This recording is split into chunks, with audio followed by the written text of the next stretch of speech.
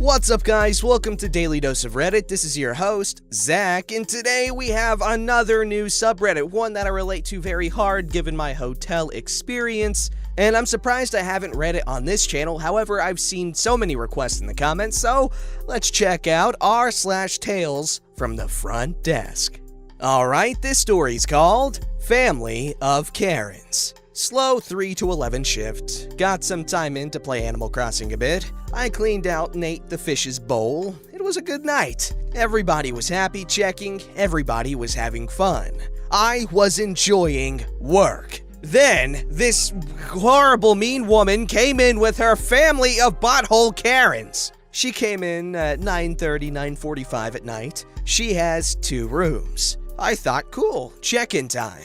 She came in and asked where the restroom was, and I said to the left and pointed towards the restroom. She turned around and walked towards my closed breakfast bar area. I laughed, thinking it was funny, and it's been a long day of driving, and said, "Nope, wrong way. Follow my hand. It's left, dude." Her response would forever set the tone. "Wow, you're great at giving directions." I shrugged it off, whatever. But then I heard, "She had one job, and she can't even show me to the restroom." To her teenage daughter. Okay, cool, that's fine, whatever. I blew it off. They come to check in finally. "I want to pay cash for all the rooms." That's perfectly fine, but I have to have a credit card on file for incidentals. It will authorize for the full amount and will not be released until tomorrow morning if you pay cash still. "So you're double charging me?" Of course not. Cash is more than welcomed, but I have to have a card on file for incidentals. It'll show as pending, but it'll go away after checkout. "Oh, okay, but cash is fine." "Oh yeah, definitely." "Oh, thank goodness. Well, run my cards. I'll get my husband for the cash." I checked in both rooms. Alrighty then, if you can just fill out these registration cards for me. Do you have 1 car or 2? "I have 1. Awesome, that'll make it easier for you. I'll just cross out the car info on this one.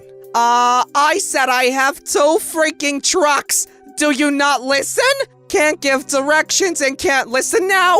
Oh, my bad, ma'am. I'll just need both information on the trucks then. Is your pool and hot tub open? Oh, my pool is open, but the hot tub is closed due to Brovid. Wow, really? I called this morning up here and they said it was open. That's odd. My hot tub has been closed since the pandemic started, ma'am. Do you know who you talked to? I talked to a woman and she said everything was open, but I guess not. So the only woman that was working today was my general manager, and she is the one who put the hot tub out of order. So she wouldn't give any false information about the hot tub. Like, we have it drained and there's wiring hanging out of the light sockets. She wouldn't tell people it's open. Well, ma'am, I can see you booked through our reservation service and they must have given you false information. I'm sorry for the inconvenience of that. It's whatever. I might not stay here, though. Oh, if that's what you want, I was gonna say I checked her in already, but explain I can check her out and not charge her if that was the decision. I just don't understand why somebody working here would say it's open when it's not. Again, ma'am, I'm sorry for the inconvenience and the false information given, but I really don't think you talked to the hotel directly. I did! Okay, ma'am, it's just that the hot tub has been closed since March, and at this point, the woman's daughter chimed in. All she's saying to you is that somebody here gave us the wrong information. Why are you so freaking rude? I know, right? I just wanted the hot tub and here she is, dragging on the conversation about the hot tub. Insert more yelling at me and me taking a deep breath and slowly breathing in and out while they scream about a hot tub. So I have decided you are not staying here in the hotel tonight. You are not allowed to be here, and I will not put up with you talking to me like this or treating me like this. Excuse me? As I am saying this next part, she and her daughter are yelling and screaming at me. You are not staying here. I will check you out of the system with no charge because I am removing you from the hotel. No charge will be on your card. I will give proof of no charges if you like. I am staying here, you hear me? You are now deemed as trespassing. Please leave my property. At that moment, 4 men walked in. One asked why his wife, mean woman, was yelling at me. She explained I was kicking them out. What? I'm staying here. I want your freaking manager's number. I want your name. I am staying here. At this point, the entire family was yelling and cussing at me and insulting me in every way they can. They even had their 3 little kids, under 7, yelling at me. An entire family was yelling at me. No, this did not help them at all. The yelling got so loud, I began to black out. When you yell at me the way they were yelling, my brain will check out completely. It will block everything out. So I vaguely remember me handing them my manager's cards. Somebody yelled, I threw it at them. I didn't. Somebody yelled, "Film her ass!" I grabbed the reg cards from the desk and turned my back. They yelled something else at me and triggered me to yell, "Get the hell out of my hotel now!" Fun fact, that didn't help. I'm not happy I yelled that, but I did. They laughed and said, "Ooh, we got it, guys!" And they continued to yell and cuss at me. I went to the back room and called the police because they weren't leaving at all. They stayed at my desk yelling and cussing at me, as well as insulting me, until the cops came. Dispatch couldn't hear me at all. I heard mean woman say, "Come on, Karen, come on out so I can expose your ass to the world, you dumb bimbo!" As well as, "You red frickin' net piece of crap!" And my favorite was, "Anorexic whore!" Cool. Thanks, I am aware I don't exactly have the best eating habits and I am deemed underweight. But really, don't think that was necessary. Dispatch heard them and said, "I will add that to the report." While on the phone with dispatch, I heard them climbing over my desk yelling, "Get her ass on camera!" I heard things being thrown. I heard my table barrier we have up because of Brovid being moved. I have no idea how long I was hiding in the back room, honestly. The Karen, or family full of bullies, finally left the hotel and sat outside on the bench out front. I slowly peeked around the corner to see if anybody was waiting for me. Nobody was there, but the stuff they threw. Tables being moved completely, and a single AirPod. Dispatch asked if I was okay. I said yeah and told her what I found. Dispatch said the cops were on the way and locked the door. I told dispatch I just need them off the property and I'll provide whatever proof they want of no charges being put on their card. But they can't be here anymore at all. Dispatch said that's fine. I got off the phone finally and I heard yelling and cussing coming from the parking lot. Cops had arrived and the Karen family wasn't happy. Yes, this is what happens when you harass people. The cops are called. The entire family began yelling and cussing at me from outside the building again. It went on for a while. When it finally stopped, I slowly came out of the back room and found one of the guys in the family pointing at an AirPod box. So it was his. I let him inside and handed it to him, and he quickly ran out of the building because a cop escorted him. When the family member ran out of the building, the cop walked up and slowly said, "Did you yell, 'Get the frick out' at them?" Yes, I did. What's your side of the story? I told him everything and that they were yelling and screaming at me to the point I got overwhelmed, and my tipping point was when they said, "Film her ass." So I yelled, "Get the hell out of my hotel." I told him and admitted that doing that didn't help anything. I fully understand and that I was sorry. But an entire family of like 10 people were screaming, yelling, and insulting me. He nodded his head and said, "Yeah, it didn't help, but an entire family harassing you like that is overwhelming for anybody. I definitely understand. And they shouldn't have flipped out over a hot tub being closed during a pandemic. There were things both sides could have done differently." At that point, I ended up having the anxiety attack I was trying to fight off from the start and broke down crying and saying I was sorry for calling them when none of this should have happened in the first place. So I was having an anxiety attack in my hotel lobby while a cop had to calm me down and try and stop it. He had me sit down and drink water until he came back inside. He went outside and the entire family drove off in their giant-ass trucks. The cop and his other partner came in. She asked if I was okay because he told her I was having a meltdown. It got to be 10:30 p.m. and I was sitting in the back room crying and having a meltdown until my coworker came into work. All of this over a freaking hot tub. during a pandemic. I told my general manager everything, and she said, "They better frickin' email me right now." She said the entire family isn't welcome back and will be on our DNR list at our sister properties everywhere in the US, which is a lot. Side note, I wrote this on my cell phone. I'm sorry for any errors. Man, people yelling at me at the hotel was definitely something that happened, not that often, but it's happened. Personally, I didn't take it seriously at all because anyone who yells at an employee for literally just doing their job is not someone you want to take seriously. Like one time, this dude, he slipped in his shower and he cut his foot and he was getting mad at me for it. I'm like, dude, I'm sorry, but that is in no way our fault.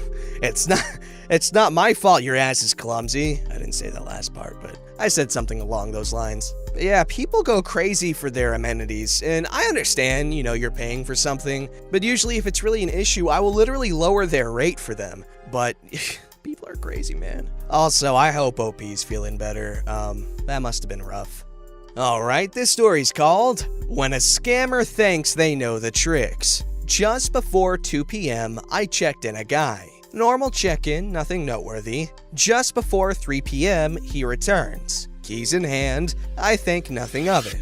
We call them boom boom rooms. Except when I get to the window to collect the keys, he tells me there was an issue with the room. He thinks the shower was leaking because the floor in the bathroom was all wet. Okay, sorry about that, let me call maintenance. I start to step away, and he starts saying that it actually just looks like someone got water all over the floor and housekeeping didn't clean it. Well, I know the housekeepers, and I know a screw-up like that just ain't gonna happen. So I tell him I'm gonna have maintenance come be sure we don't mess around with water leaks, even though I was already starting to see red flags. I step away to make the call before he can say anything else. I told maintenance exactly what the guest had said. I use quotes because the maintenance guy is actually the owner. He just generally doesn't want people knowing that. So the owner can be an Oz-like being who exists behind the curtain and is inaccessible when Karens try going over our heads. Also, a good excuse for when someone doesn't like a policy. Blame it on the owner. He is also actually the maintenance guy though, and the trash guy. So I finish the call and go back to the window and ask him if he wants to stay in that room, or if he'd like to switch. Actually, he wants a refund for the issue. I apologize and say, in this case, I can't issue a refund more than 15 minutes after someone has checked in, and it had been an hour since he had checked in. We're having maintenance come look at the room, and I offered a different room. That's what I was able to do. He then tells me he was only in the room for 15 or 20 minutes and that his company wants him to go to a different hotel because of the issues, while flashing a card to a Duve and Boosters. They're also going to be having more people arrive over the next couple of days, which I guess I'm supposed to care about. They want him to go somewhere else, but the other people are still coming here? Right. That's leaving out the part where the nearest Duve and Boosters is in the next town over, and there are a number of hotels much closer to it. Again, I tell him I can't issue a refund. If he'd like to take it up with the owner tomorrow, he is more than welcome to do so. He reminds me that they have more people coming, and I ask him if he would like his keys back. He would not. He wants a refund, so he'll call the owner tomorrow. He also hands me his business card and asks me to pass it on to the owner. Sure thing, and he leaves. The owner pulls up a few minutes later. I give him the skinny and share my suspicions with him, and he heads off to check out the room. It then occurs to me that by pure chance, the room this guy was in is directly under a camera. I scroll back to right when he's checked in and hit fast forward. About 5 minutes after he checked in, he heads into the room with a girl he was not with at check-in. The owner returns while I'm fast forwarding to see when they left the room. There is nothing wrong with the shower. It's obvious though that both the bed and the shower had been used. The couple leave the room 40 minutes after they entered, not the 15 to 20 minutes the guy had claimed. The owner asks me to pause so he can see their faces and see if he knows them. Oh, also he's annoyed because he just got a puppy and coming back in to look at a perfectly functional shower, and the evidence of someone trying to cheat him just tore him away from her. So I hit play in order to switch from forward to backward, and we hear them laughing on the camera because, oh yes, dear reader, the camera has a microphone. So I scoot the video back far enough so that he can get a look at their faces. We hear them talking, not saying much of anything of significance. Then we hear, "I'm going to go get a refund," inaudible as he laughs and moves away from the camera. No, you're freaking not. Update: he did not call today and the owner didn't call him. I strongly considered reaching out to his employer, but I decided to leave well enough alone. Honestly, I would not be surprised if the business card he gave me was an old one and he no longer works for the company. So we have his money and he gets to be a dum-dum a bunch of people on the internet laughed at, though he doesn't know that part. If he does end up calling, I will, of course, update you all. We had a lot of people do stuff like that. Honestly, at the hotel, there were a lot of prostitutes in the area. I'm just saying, I'll leave it at that. And some of them were really nice. They'd bring me snacks and stuff from the vending machines anytime they'd get stuff. They were pretty nice, regular customers.